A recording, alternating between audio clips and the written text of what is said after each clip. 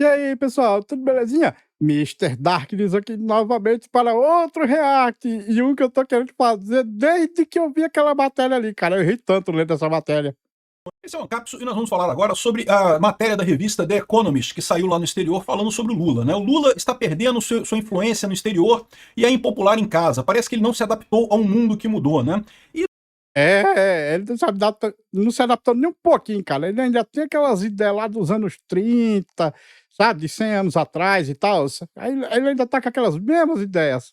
isso é uma coisa que eles acertaram em cheio nesse diagnóstico. O Lula, de fato, é um cara que ficou parado no tempo. É o pior tipo de velho. É o velho que das ideias velhas, né? Ele não conseguiu perceber a mudança do mundo, continua tentando uma abordagem que já era falha no passado, mas que hoje em dia está simplesmente obsoleta, completamente falha, né? Enfim, agora, esse pessoal aqui da The Economist também erraram algumas coisas, tá? Por exemplo, eles dizem que o Lula foi a Moscou e foi à China porque queria estreitar laços e fazer, mediar a paz e não sei o que lá. E a gente Não, ele foi lá pra lamber bota. Ele foi lá só pra ficar lambendo bota. Ele ama um ditador, cara. O negócio do Lula é lamber as botas dos ditadores tudinho, cara. gente sabe que não foi isso. O Lula foi à Rússia e foi à China porque ele quer dicas de como conseguir contornar a internet, controlar a internet. Ele acha que Isso, também, pronto. Nesse momento, o foco do Lula é censurar a internet. E ele quer dica. Ei, como é que eu faço pra censurar a internet? Como é que eu faço pra obrigar o pessoal a só falar bem de mim pra eu poder ganhar as eleições de 2026? o Putin controla a internet na Rússia, ele acha que o Xi Jinping controla a internet na China, e daí ele foi lá para aprender como é que faz para controlar a internet com esses amiguinhos dele, e vai ficar decepcionado porque nenhum dos dois consegue controlar coisa nenhuma, a internet é muito mais forte que governos. Mas vamos entender exatamente o que eles estão dizendo aqui nessa revista, porque, de novo, a The Economist é uma revista comunista, é basicamente um folhetim marxista, né? Por isso que muita gente chama de The Economist, né? Mas ela é uma referência muito grande aí em alguns formadores de opinião, inclusive da esquerda. Caramba, ele eles são assim, e mesmo assim falaram mal do Lula? Rapaz, eu nem sabia, olha. Então, se esse pessoal tá realmente com essa ideia sobre o Lula, é porque a situação tá realmente ruim pro Lula. Essa notícia foi sugerida por Bitman e várias outras pessoas. Obrigado aí ao pessoal que sugeriu notícias lá no nosso site, no visãolibertaria.com. E obrigado a você que tá assistindo o nosso vídeo. Se você gosta do nosso conteúdo, por favor, deixa o seu like e se inscreva aqui no canal, né? Então tá aqui, ó. O presidente brasileiro está perdendo a influência no exterior e é impopular em casa, né? O Lula que botou o Brasil no mapa, mas não se adaptou ao mundo que tá mudando, né? Ele Botou no mapa, aquele mapa de cabeça pra baixo, vocês lembram? Botou naquele mapa ali. não botou o Brasil no mapa em lugar, só se for no mapa da corrupção. O Lula botou o Brasil no mapa da corrupção. Fora isso, mais nada, né? Aqui, ó. No dia 22 de junho, horas depois dos Estados Unidos atingir as usinas nucleares do Irã, com as bombas Bunkbuster e coisa e tal, o ministro das Relações Exteriores do Brasil deu uma declaração dizendo que o Brasil condena fortemente o ataque americano que violou a soberania do Irã e a lei internacional, né? Ave Maria, é o Brasil, sempre do lado do eixo do mal, cara. O governo brasileiro, ele é totalmente anti-americano, eixo do mal, cara. E esse tipo de mensagem é uma mensagem totalmente absurda. Eu mencionei isso nos meus vídeos, né? Vocês sabem, eu faço vídeos lá no canal Mundo e Revolução diariamente sobre a situação na Ucrânia, a situação de Israel. E Eu não faço react desses vídeos, porque o meu interesse aqui é mais conteúdo MGTOW e conteúdo ANCAP. cobrir essa questão do ataque americano lá nos negócios de fabricação de bomba atômica do Irã, né, nos bunkers de fabricação de bomba atômica do Irã. E é um absurdo o Brasil se posicionar dessa forma, mas a verdade é a seguinte, ele não está muito desalinhado de outros países, principalmente países árabes, tá? O Brasil não deveria estar alinhado ao mundo árabe, meu entendimento é esse, mas aparentemente está. É verdade que todos esses países criticaram Israel, né, e os Estados Unidos por esse ataque ao Irã, mas ninguém fez nada assim de efetivamente sério, de condenação muito aberta, porque a verdade é que todo mundo no mundo árabe ficou satisfeito com a eliminação do poderio nuclear do Irã. Aliás, todo mundo no mundo inteiro. Só o Lula que não gostou disso. Por que o Lula não gostou disso? Porque o Lula, por mais que vocês pintem ele como esquerdista e coisa e tal, ele é dessa turminha nacionalista que quer bomba atômica aqui no Brasil, né? Ele acha que é direito dos países terem bomba atômica, o que é uma idiotice no final das contas, mas ele acha isso, né? Enfim, Poxa, Lula! Rapaz, que boa ideia! Lula, construa uma bomba atômica, cara. Constrói, Lula, constrói. Os caras ali foram construir, a primeira coisa que aconteceu foi eles levar um ataque americano. Vai lá, Lula, vai! Confia na sua garra, Lula, vai! Faça uma bomba atômica aqui, Lula, que eu quero ver os ataques americanos aqui, lá em Brasília, Lula! Faz, Lula, bomba atômica, faz! e A amizade do Brasil com o Irã deve continuar no dia 6 de julho, agora, dia 6 e 7 de julho, aqui no Rio de Janeiro vai ter o encontro dos BRICS. Então ele está lembrando aqui o negócio do encontro dos BRICS. Olha que coisa interessante que ele fala aqui, né? Um grupo de 11 economias emergentes, incluem Brasil, China, Rússia, África do Sul, e vai fazer o seu encontro anual lá no Rio de Janeiro. O Irã, que se tornou um membro dos BRICS em 2014, é esperado que mande uma delegação, ou seja, 2024, negócio de 2014. não vem o Ayatollah, não vem ninguém muito alto lá do governo, até porque deve estar todo mundo com a fralda suja, né? Todo mundo precisando limpar as cuecas, coisa e tal. Mas vamos mandar uma delegação aqui para o Rio, né? O clube atualmente é comandado pelo Brasil, o próprio Lula é o presidente do BRICS nesse momento. Cara, o Brasil como presidente do BRICS.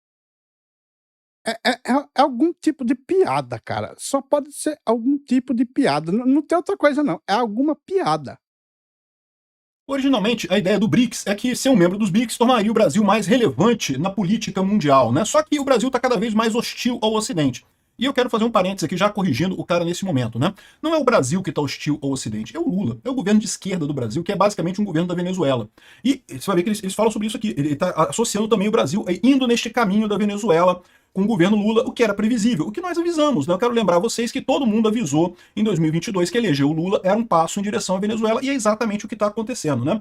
Aqui, ó, quanto mais a China transforma os BRICS em um instrumento da sua política externa, porque vamos combinar, é o que eu sempre falei, o BRICS, na verdade, é o clubinho da China, porque vamos combinar, quem que tem poder no BRICS? É a China. A Rússia é um país quebrado, uma velharia quebrada, que havia a expectativa de que fosse uma potência militar, mas nem isso, né? Com a guerra da Ucrânia se provou um país que tem uma economia menor que a do Brasil e militarmente é um lixo também completo. Então, ou seja, a Rússia não tem importância nenhuma, vive do passado, né? O Brasil é o eterno futuro, né? Não tem nada, nunca chega a lugar nenhum, tá o Brasil aí, né? Já está envelhecendo antes de ficar maduro, né?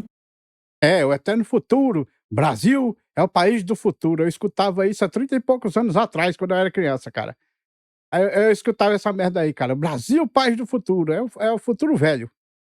E os outros países dos BRICS, tudo autocracia também, tudo ditadura falida. Tirando a Índia. A Índia é um país que pode realmente um dia surpreender. Mas no momento... A Índia, ela vai surpreender porque os indianos, eles fazem conquistas da mesma maneira que os muçulmanos. Eles imigram para os países, aprendem o máximo possível e se especializa no máximo possível para poder tomar cargos de poder e, com isso, contratar só mais indianos. Por isso que você vai ver, por exemplo, nos Estados Unidos, um monte de empresa que tem CEO indiano e eles contratam só indianos, porque é uma estratégia de dominação. A Índia faz isso, os indianos fazem muito isso e os muçulmanos fazem isso. É por isso que os muçulmanos já tomaram a França, por exemplo. a grande economia dentro dos BRICS é a China. Então o BRICS é o clube da China. É por isso que eu sempre disse que jamais vai haver uma moeda dos BRICS. Alguns países querem uma moeda dos BRICS. A Rússia quer uma moeda dos BRICS para conseguir se livrar do dólar e conseguir voltar a fazer comércio. É lógico que o Putin quer uma moeda dos BRICS para continuar a sua guerra. O Lula quer uma moeda dos BRICS. É lógico que o Lula quer uma moeda dos BRICS porque ele não entende muito bem o que significa isso, mas ele acha que é uma coisa boa porque briga com os Estados Unidos, né? Então, ou seja, tem países no BRICS que querem moedas, mas a China não quer. E a China é o BRICS, né? A China manda no BRICS, né? Se você tem alguma ilusão de que o BRICS é o grupinho da China, você não está prestando atenção. É a China que manda. E a China, se tiver alguma moeda para substituir o dólar, ela vai querer que seja o yuan, né? O renminbi lá, que é a moeda da China. Então, ou seja, não vai ter moeda dos BRICS nunca, né? O Trump até falou outro dia que não vou aceitar moedas que compitam com o dólar, mas não precisa, ele sabe que nunca vai ter nada nos BRICS, né? Enfim, aqui, ó, quanto mais a China transforma o BRICS num instrumento de sua política externa, a Rússia usa os BRICS para legitimar sua guerra na Ucrânia, mais difícil vai ser para o Brasil manter sua posição de não alinhado. O problema é o Lula, meu amigo. O Lula não está não alinhado. Todo mundo percebe que o Lula tá grudado no saco do Putin lá. Ele ama o Putin, né? Aqui é o que disse uma pessoa da Fundação Getúlio Vargas em São Paulo, né? Os diplomatas brasileiros estão tentando contornar esse problema, focando o encontro que vai ter dos BRICS aqui em temas inócuos. Então, cooperação em vacinas e cuidados da saúde, energia verde, falar sobre comércio internacional e coisa e tal, mas eles querem evitar confrontar o presidente americano, o Trump, particularmente a questão do esforço por fazer trocas em moedas locais ao invés do dólar, né? Os diplomatas brasileiros dizem que vão ficar quietos e os iranianos também vão ficar quietos. Estamos num momento de controle de danos, mais do que um momento de criar novos instrumentos. o que eu falei para vocês? O tiro que o Trump deu lá em Fordow, né, na usina iraniana de urânio, né, não só destruiu as usinas do Irã, mas também acabou amedrontando a Rússia, amedrontando a China, amedrontando o Irã e amedrontando o Brasil também. Esses inimigos todos do Ocidente, de repente, se deram conta de quão superior tecnologicamente é o Ocidente, né? O Brasil adora essa posição de, vamos brigar com os Estados Unidos, não gostei, imperialismo yankee, vamos romper relações, vamos entrar em guerra com os Estados Unidos, que mal pode ter? Entra! Eu tô torcendo pra entrar mesmo. Vai, Brasil! Vai, Brasil! Vai, Brasil! Entra em guerra com os Estados Unidos! Isso é o que eu mais quero, cara. Isso é o que eu mais quero. País igual a gente. Não, não é, meu amigo. A força militar deles é muito maior do que a nossa. Não tem nem comparação. O Irã percebeu isso, né? O Irã, durante anos, preparou-se para um ataque israelense e coisa e tal. Quando Israel atacou, destruiu toda a defesa antiaérea do Irã. O Irã estava totalmente aberto, fazia o que quiser. Israel fazia o que quisesse no Irã. Se quisesse ter destruído o país inteiro, transformado num grande estacionamento de jatinho, tinha transformado um grande estacionamento o Irã. E pronto, destruiu o Irã completamente. Só não destruiu mais porque não quis. Se quisesse, ficava lá bombardeando tudo por quanto tempo fosse necessário. Ou seja, o que eles estão vendo aqui, o que eles estão falando aqui é aquilo que eu falei no meu vídeo também. Essa cúpula dos BRICS virou um negócio, todo mundo com medo agora, porque ninguém quer de fato alguma coisa. Tá todo mundo percebendo que deu merda isso daí, né? Os BRICS, como uma grande clubinho das ditaduras fracassadas que querem brigar com os Estados Unidos, meio que tomou um baque nessa história, né? E no final das contas aqui, o papel do Brasil no coração de um expandido e mais autoritário BRICS está ficando cada vez mais incoerente em sua política. É isso que eu falo, aí que começa a minha crítica ao artigo aqui. Isso aí tem que ser criticado mesmo, porque não tem incoerência, não. Não tem, não. Se tem uma coisa que o Lula é coerente. Ele é muito coerente.